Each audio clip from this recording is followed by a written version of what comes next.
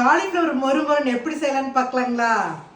ஒரு காலிஃப்ளவர் பூங்க பாருங்க, சின்ன சின்ன பீஸாக கட் பண்ணியிருக்கிறேன்.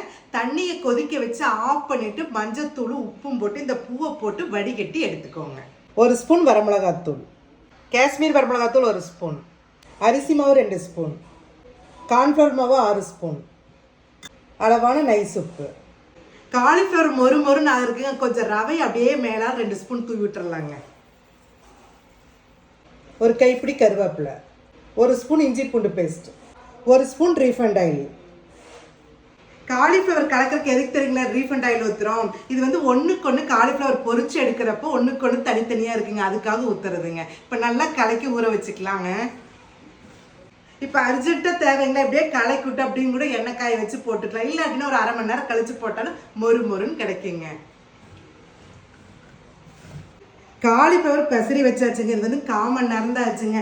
லைட்டாக இருகலாம் இருக்குதுன்னு நினைக்கிறவங்க லைட்டாக தண்ணி தெளிச்சு மட்டும் ஒரு கலக்கிடுங்க. இப்போ பாருங்கள், நல்லா எண்ணெய் காய்ச்சிச்சு. ஒவ்வொரு பீஸாக எடுத்து போட்டுக்கோங்க.